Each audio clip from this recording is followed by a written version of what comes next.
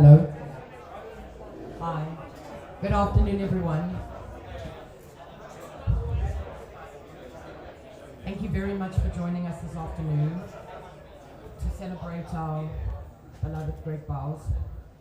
A special thank you to those joining us online, especially his sister and nieces and brother-in-law from the UK, his parents who are joining us, and many friends from all over the world. Just some technical bits. Bars over there. I think most of you have found it. Bathrooms are one floor down. The venue has very kindly given us the use for the afternoon for nothing, and they ask that if you do use social media, please just hashtag them. We will be running speeches for about an hour and giving everyone an opportunity to speak if they wish. And then we will be commencing the party portion, appropriately enough. And we invite you to stay and dance with us to some of Greg's favorite music. Should you require a bite to eat, there's several restaurants in the area. You can pop down and then rejoin us. If we get to capacity in the venue, there's a courtyard downstairs to grab a moment, as is the balcony outside. And that's the technical bits done, I think. I would like to invite our first speaker, Charles, to speak.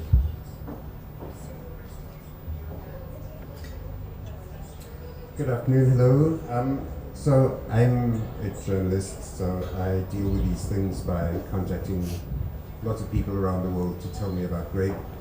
And I'm going to be reading some messages from people who can't be here. The first is from Karen. These are quite long messages, so have a drink. First is from Karen, Greg's sister. There were just the two of them. He was 18 months older than her. So Karen's in the UK and couldn't make it. She's watching. Hi, Karen.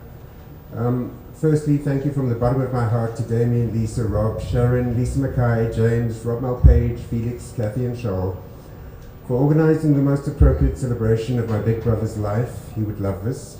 And it's true, I just keep thinking I wish Greg was here. I know he is, but please, I wish he was here. He would be so happy to see everyone. I would also like to thank all the kind people who have taken the time to reach out to me, and especially my mum and dad, to share your condolences, thoughts and memories of Greg. You connected us with his life outside of his family, which was heartwarming to hear. To all those here and at home who have loved Greg and are here today to remember and celebrate his life, thank you. You filled his life with love and substance. To my big bro, James Grierson, you're my hero. My confidant, my ally, my BFF, always late to arrive, but you always showed up. I will never forget your presence when you held your nieces for the first time. You were beaming with love and pride. They're going to miss their Uncle G. You were the ultimate gift giver, not because you splashed out and spent a load of cash, but because your gifts were thoughtful. You always put yourself into them, and you wrapped them in your signature newspaper. We will treasure your mixtapes, CDs, and artworks forever. I will miss your styles, slick haircuts, bony hugs filled with love, your smile, but most of all, hearing the words, "Hey sis." You used to always tell me that your brain was like a computer. You have to delete things to make space for new things. My hope in time is to unarchive every laugh, every fight, every experience with you, so I can try to fill the hole in my heart. Dwayne, Miller, Jamie, Mom, Dad, and I will miss and love you forever. Rest in peace, big bro. Message from Hamish, who was a childhood friend of Greg's, who's also in the UK for work and couldn't be here. I think Hamish is also watching on the stream. Greg and Hamish were monstrous, rebellious, beautiful friends. When we later met Greg on the club scene, Hamish was already part of Greg's life. Hamish wrote, age 13, I first met Greg at high school. It took all of an afternoon for us to become friends.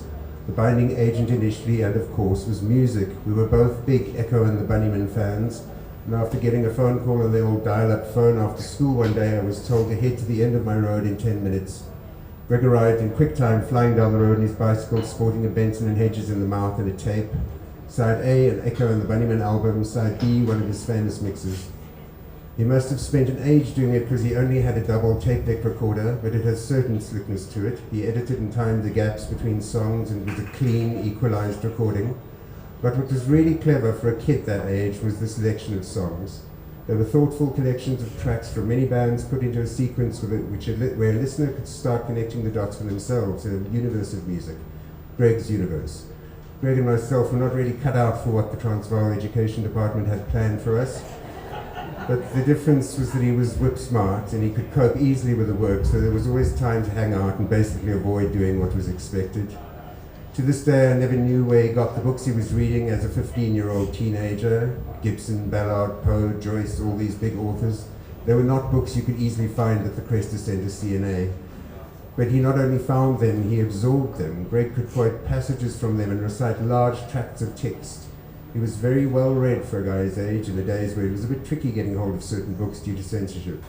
Somehow he found and read all these great works of writing, and he had this thing he would do whenever he fancied a girl, and that was bombard her with some seriously deep and romantic lines of prose, or a passage lifted from a book. It was, from my perspective, hilarious, as it was like my best friend was a highwayman from the English 1700s. However, he would often succeed because he was just sharing a sincere love of literature and writing, albeit in a cheeseball way. And this is what shone through. His love of words was only matched by his love of music. His wife and his mistress, I could never figure out which was which. He also could focus his encyclopedic knowledge onto things like football. He had a good knowledge of the game and the players, so it was interesting to watch a game with him. Some of you might not know that Greg was actually a solid football player, a pretty nimble midfielder, but some days standing in goal with a ciggy was the preferred position.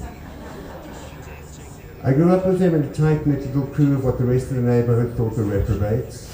My folks were not enamored with the unique style of our little group, but we didn't care. When one was in trouble, the other rallied, and when it was my turn to be in proper shit, my reprobate friends stuck by me. Greg was amazing. He was kind and looked after me in many ways. He was generous and shared whatever he had, but what he liked sharing most was music. Greg just wanted people to feel the amazing feelings you could get from music. And it always took time to guide me onto certain sounds or certain people, and pretty much every time he was spot on. The music felt good. It's with a heavy heart that I think about all these small snippets of a life. But life is my life spliced with Greg's. I loved him and thought he would be here for me when life stopped being complicated long enough to organize a trip or a reunion. I could then casually mention how special you are to me. All I can do now is keep on in this complicated life where there's no time for this or that until I meet up with you again. I hope you're surrounded by an embrace of all possible combinations of sound and vibrations, making a music that stays with you forever. I love you, my brother. Karen?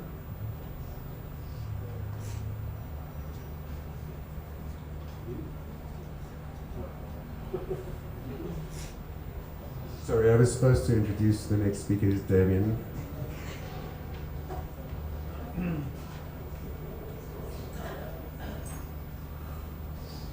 Hi everyone.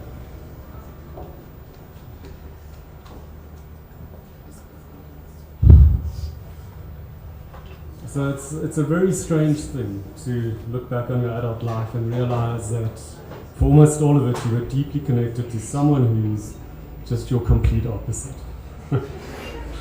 I don't need to go into detail. Chalk and cheese, ready or not, whiskey and wine. So how did we end up with over 3 decades of incredible friendship? It's actually really simple. Greg was instantly alluring, way across the Senate House concourse at Wits in '92. That's where I first spotted him, impossibly cool, straight out of a Jim John Mish. Not gonna lie, one of the main reasons I started sniffing around raves was because Greg, Robert and Fiona were going to them. And so started many adventures on so many dance floors. I'm not even gonna skim the surface other than to say that those moments were deeply formative. Greg's aesthetic antennae were honed to pick up signals from all over the cultural landscape. He appreciated a catchy hook, a clever phrase and a ruthless kick drum, as much as a perfectly weighted, perfectly composed photo, a well-designed pair of sneakers, and a Lionel Messi nutmeg. Yes, football was considered art. You'll never walk alone. James Grayson Bowles. His likes were a smorgasbord of surprises that didn't always make sense. Attempts to determine a golden thread ultimately ended up deep in a rabbit hole, decorated with equal parts good taste and unashamed trash. I was often left perplexed by his predilections, and I don't want to do him a disservice and pretend to know what informed these, but I'm pretty certain that he responded to anything that asked him to feel deeply. He wanted to be moved, and not necessarily in a single direction. It could be joyful, tragic, garish, profound, unhinged, ecstatic, melancholic, all kinds of feelings. And as with most people who like a lot, he disliked a lot too. Deciphering what irked him on a loud dance floor, or figuring out the real reason for a rant, was equally difficult. If there was a pattern, it was that he loathed a lack of meaning and was skeptical, so loud and oppressive that it drowned his loves. An impeccably crafted song and horror movies. So it's no coincidence that Greg passed away within 2 weeks of Sinead O'Connor and within 24 hours of William Friedkin, director of The Exorcist. Our last WhatsApp conversations were about the new album from Herbert's Wish Mountain alias and the A24 horror masterpiece. Inevitably, though, it always came down to the tunes. Greg experienced life through a musical lens. In so many ways. There were personalized mixtapes and endless playlists. There was a lot of DJing. He was the go-to writer for many musical artists, effortlessly articulating their motives and melodies in ways that very few could. There were endless discussions about music, posts, reminders, crate digging, disagreements, discoveries, and even the odd chorus belted out with wild abandon.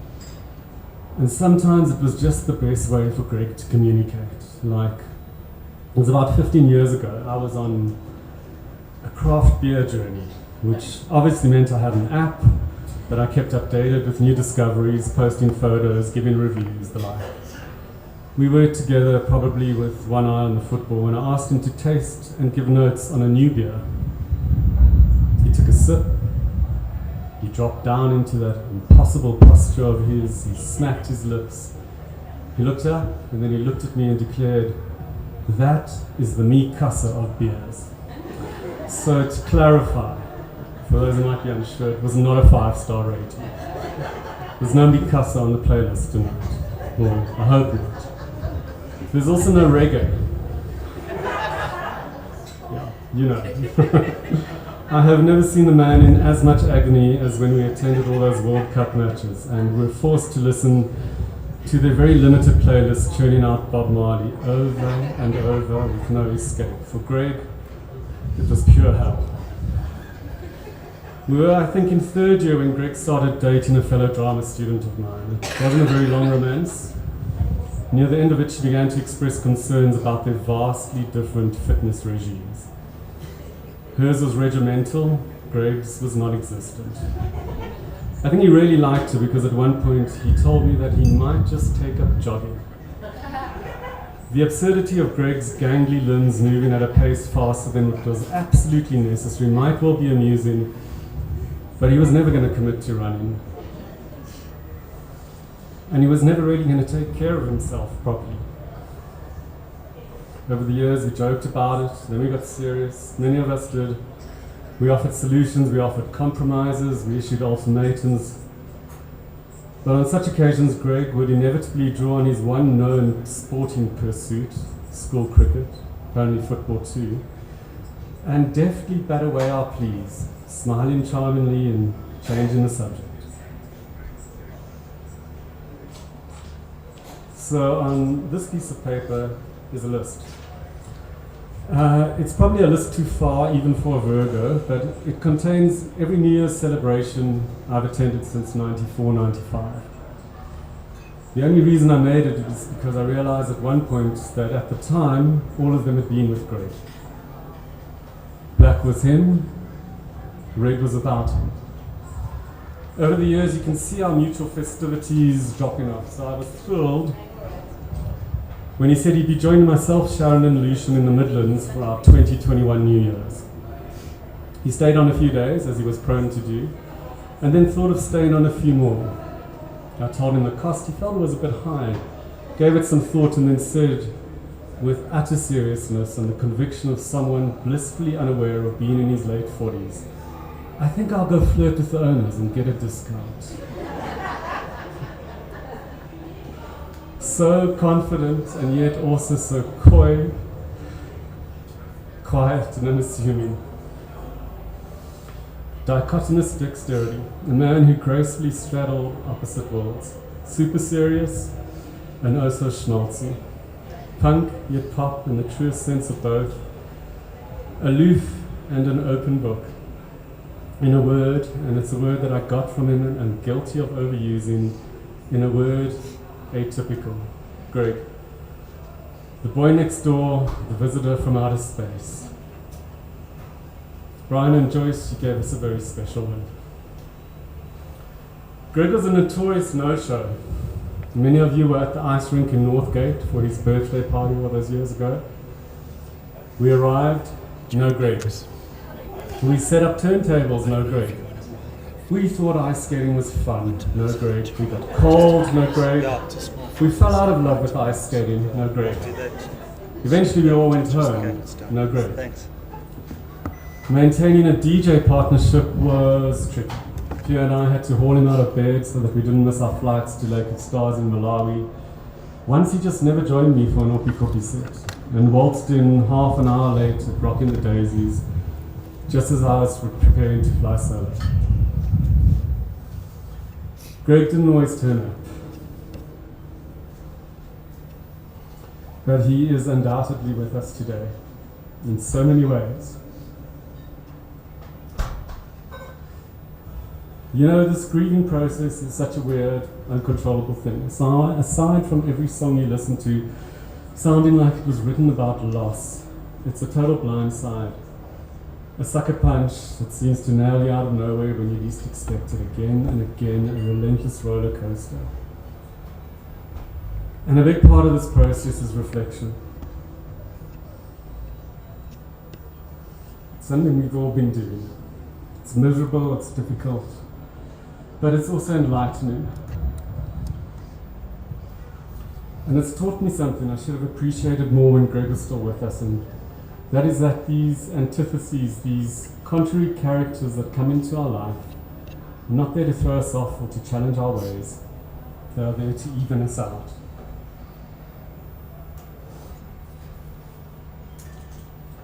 They are our counterweight, our balance. They fill in the gaps, and at times they fill the void. And even though this might only be fully evident now, I am lucky enough to be able to look back on my life and know that it was there all this time. Greg provided that, and as subtle and gentle and understated as he was, he did it with such force that it will keep me going forever. You'll always be with us, my G. You'll sneak up in a lyric, you'll flash onto our screens, you'll be there to brighten up the blind and catch us when we hear the perfectly weighted comeback. But having said all that, and knowing you're still here, I'm just really, really gonna miss you, like the deserts miss the rain. Thank you. Lisa, over to you.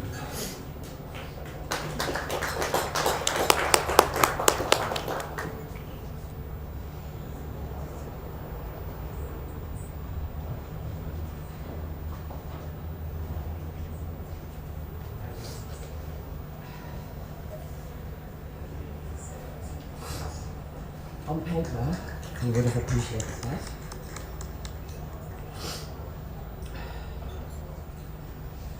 There's a crack everything. That's how the light gets in. That was a Leonard Cohen quote, and Greg was fond of quoting it. For him, for a lot of us, life had met the cracks, but he himself was so often also the light. I feel like I've lost some small but constant and utterly essential part of myself. Greg had a great effect on a great many people, and I know this from the numerous messages that I and all of us have received these last 10 days. From the people he worked with, who remembered his kind words, his encouragement, his support, to friends, acquaintances, dance floor buddies, Who'll never forget the life-defining dance floor moments that Greg gave them. His warmth reached far across the globe today, to people who join us in spirit or in presence now.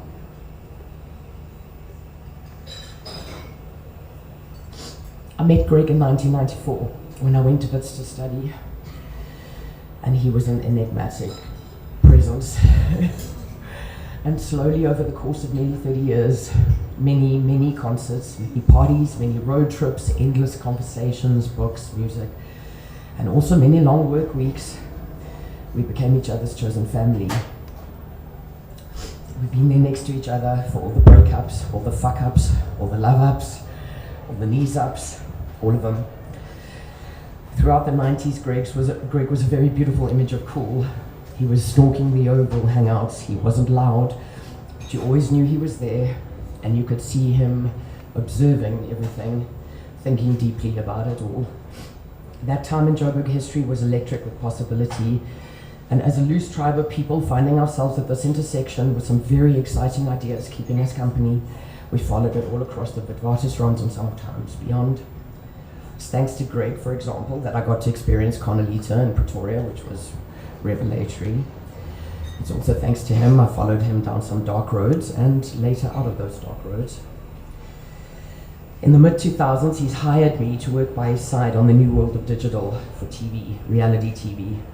Greg led a ragtag bunch of unique young creatives, all on the path to somewhere fantastic, all filling time and paying bills, writing for the digital channels that he helped run. During this time, Greg was my boss, my teacher, and always my final word on grammar. I've only seen him break one telephone over a misplaced apostrophe. He also fast became one of my best friends, and he was the shoulder I turned to when things got ridiculous, as they often did. I still, to this day, repeat religiously to young co-workers his priceless advice to me on more than one occasion. It's only TV, no one dies. I have to mention this was also the time when his sister Karen fell pregnant with Mila, his niece, and I remember the chocolate cake he brought to the office and how he made us all join in and how thrilled he was. It was amazing watching him being so joyful. During this era, we became each other's go-to evening out party and concert buddy. I was the reliable sober driver. There'd seldom be a show or a gig or an event that we'd miss, from underground DJ sets in far-flung ridiculous. We even went to the ones nobody else wanted to go to. We went to see Bjorn again at Caesar's Palace. He loved ABBA. He cried right the way through Thank You for the Music. And then danced to the inappropriate Bon Jovi song they played afterwards, which was very unexpected. Over the years, there were many road trips together all across the country, sometimes in groups of us, sometimes just the two of us on the way to somewhere amazing. Greg always gruffly instructed me, hands at 10 and 2, before I was allowed to pull off. There was one trip to Mozambique that I remember, the album, The Hounds of Love. It's called The Ninth Wave. In it, the subject finds herself in the hero's journey, being pulled by dark forces, resting in the spaces of a coma, and trying desperately to return to her family and friends. The final track on the album is a story of redemption after a long, hard passage. It's about being born again with a new appreciation. Last week, the morning after his sister phoned to tell me, Rob, my partner, and I were taking our customary early morning drive to the beach, and I was feeling really, really small. And I can't put into words where I feel he is now, somewhere above the clouds. But I can tell you that this is the song he sent me, and it gives me great comfort. It says, I am falling like a stone, like a storm, being born again into the sweet morning fog. I'm falling and I'd love to hold you all now. I'll kiss the ground. I'll tell my mother. I'll tell my father. I'll tell my loved ones how much I love them. To my darling friend Greg, I have no words to express the space you filled in my life and the incalculable gifts and comforts you've given me over the years. I know you loved me because you always told me, and I hope you know how much I loved you, how much we all loved you, and how much we'll miss you. In my life, there will always and forever be a crack open to let in your light.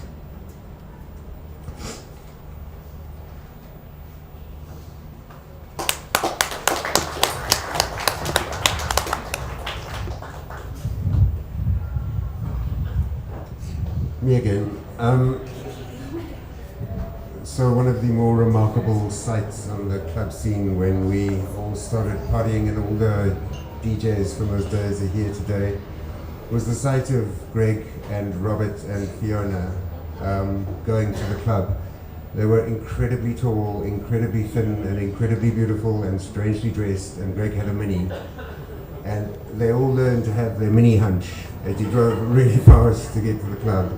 So this is a message from Fiona. Greg never really got over Robert's drowning.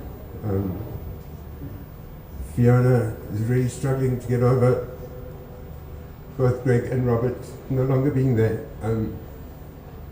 They used to live in a flat in Berea and climb into bed together and watch John Waters for the entire weekend of incredibly filthy films. This is a message from Fiona, who's also watching on the stream. Fiona's in the UK with her family. Beautiful Greg.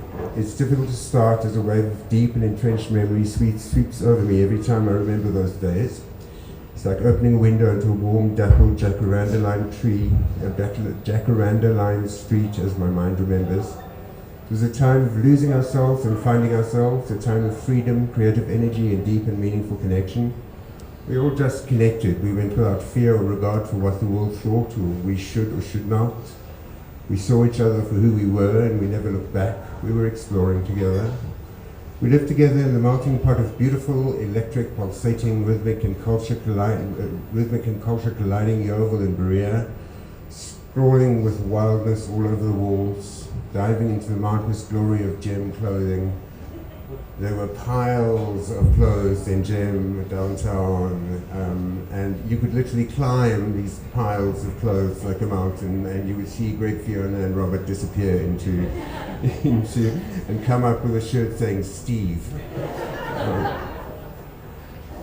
Redefining and shaking off our suburban roots to find something joyous, new, something that was ours, truly ours. I always knew Greg to be gentle, a deep thinker, creative writer, and intelligent mind. The flying fish is a reconnection with Greg's spirit animal. You'll see it on the screens. Fiona made a drawing. When Robert drowned, Fiona and I and others recreated his tattoo on the beach and set it alight. Fiona, as an artist, made an interpretation of Greg, which will be on the screens. It's a flying fish. The flying fish is a reconnection with Greg's animal spirit. It's representative of transformative moments. The swimmer breaks into flight, shimmering across the deepest ocean until it must once more dive into the water and flick away below the waves. When I think about Greg, I think about this transformative moment, and I wonder whether this was often at the heart of what Greg was always seeking. Transformation through alchemy, transformation through connection with others, through music. This was his art, this was his gift. Whenever I danced to Greg's music, I connected with something soulful. I never danced like that to anyone else's music. Greg created a space where I could truly dance like no one is watching. Just feeling the music filter through the very molecules of who we all are and tapping in and letting go. Greg was the Pied Piper. There were so many memories of long road trips. I think that's going to be a recurring theme. All the way down to the coast in Robert's beautiful white coupe, sleeping in dodgy campsites along the way and on the beach, getting so burnt that Greg and Hamish could hardly see. Picnic after picnic in epic trips to Magaliesberg, little fluffy clouds laced with LSD and magic mushrooms. Skating in the parking lot at Cresta, huddled together on the bed watching pink flamingos. Quiet moments hanging in the flat, sitting on the parquet floors, listening to music and talking, collecting ideas, feeling like we were artists and poets and philosophers, with the cockroaches scattering each time we went into the kitchen, just being happy together. Going out into Joburg at night, dancing at Le Club, Idols and Fourth World. Fourth World opening up new worlds for us, for all of us. Each night, raving our sweet little heads off at raves around the country, just moving our bodies to never-ending beats, losing time. Greg's Mini hurtling us all through the streets to our next destination. There were magic moments forever in my heart. The transformative experience became like a sickness upon my dearest family, and a dark cloud seeped into their souls. I nearly lost them then. Slowly emerging from this in their own waves, the darkness leaving scars across their bodies that they came through. The waves were to claim the first, the Pied Piper carrying on finding his way through the music. A weakness for substances, cigarettes, and always a lover of many women, he still kept giving through his music, and we kept in contact, as you would with a true brother. Now we must return to the water again, and we will always find him in the music. Dearest Greg, always in my heart. I think, who's next? Okay. Ben's next.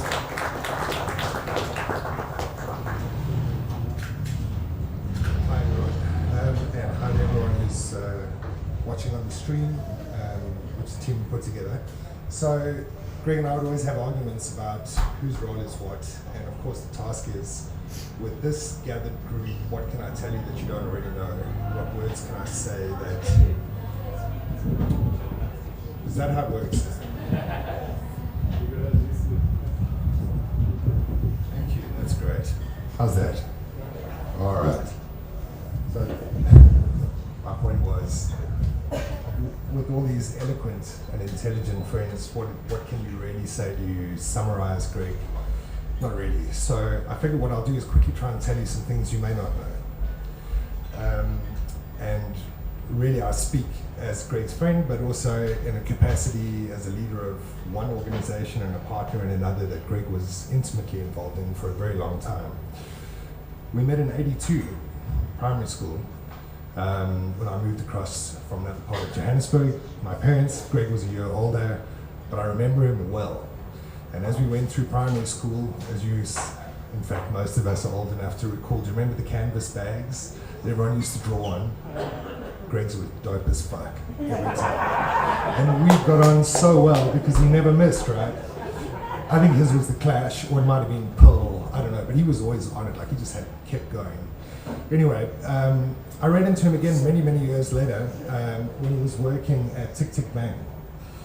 Some of you may remember the label, distributing music, and of course, apart from the fact that it was a small label and the majors were doing other things, hey, the Pixies were there, 4AD, Greg was on it every time. And it so happened that he ended up joining one of the earlier parts of our Burn It Down business, producing editorial essentially for a cigarette company. And it was the beginning of us working out how to do what we do. And Greg played a role in that, and we quite quickly transitioned in the early 2000s into the world of reality TV, and we made a business out of editorial. Greg was fundamental to that. Goes without saying, he was editorially brilliant and articulate, and all of the things that the even better people have had to say. But he played a role. He played a role which was to help us to set the agenda. It was a difficult agenda because it's bubblegum, it's popcorn, it's disposable, it's entertainment. How do you maintain your dignity as a critic and make your living out of reality TV? But somehow Greg successfully navigated this, and I think when we did Idols for the first time, we had no idea that we'd do another 20. And we had no idea that the blueprint that we were creating would give us another 20 Big Brothers. And as I stand here today, Lisa mentioned it, she was part of the team at one point, but there are other members of our team, and in fact, even the quote that was given earlier, which is, we're not saving lives, we're just making TV, comes from someone who taught us. So, Greg's role was not only to help us to set the editorial agenda and maintain the dignity of being cool at the same time, But he actually helped to train a lot of people. But anecdotally, I'll tell you that in the early, so maybe around about 2008, 2009, we finally had had enough of my white Golf, broke down. That's why I'm late, because we all knew it was bullshit, right? So we helped him to get a new car. We got him a Candy Apple Red GTI. He loved that car. And he went from, I'm sorry I'm late for work, to us getting all the speeding fines from the same camera on the way to work because he was always late for work, right? And that was how it was with Greg. It was like, he was the world's worst employee. He really, really was. But he was the company's greatest spirit animal. Like, he really, really had this way of cutting right through, teaching young people how to do it right without being pretentious. And then at the same time, he was completely wayward. Like, we didn't know where he was shit in meetings, he'd fall asleep. It was horrific. But we loved him because he actually helped us to thread this DNA, which is anybody can do corporate media, but if you don't have that self-awareness to know what you're doing, while you're doing it, and then at the same time manage to sustain that genuine integrity that he had, well, that's what really has sort of moved us forward in a way, is because it's very easy to fall off the cliff when you do what we do, but having someone like Greg on our team was spectacular. And the mitigating circumstance was always that while Greg was doing reality TV editorial and really teaching young people how to make a living out of being wordsmiths and working in interactive media, he was also crafting the sleeve notes for all of the releases from our record label, House Africa. And the good news is, as much as we're celebrating what's already happened, there is still a piece to come from Greg, which is next month, the new Nasty Nev album will be released with sleeve notes written by Greg. So I wanted to share that with you and say that Greg was everything to all of us. It's a compliment to him that what he would call the intelligentsia, the cognoscenti, are here. You're a spectacular crowd. You're actually quite intimidating. I know most of you. It's quite frightening. But it's the greatest thing, you know. Greg can pull all of you together. And the good news is, it isn't over. So I want to leave you with that happy note. And on behalf of the people at Dynamic Down, the people at House Africa, my friends, my family, everybody who knew him really well, our condolences to all of you for losing a friend. But what a wonderful guy. What a wonderful day. Let's celebrate Greg and enjoy who he was. Thank you.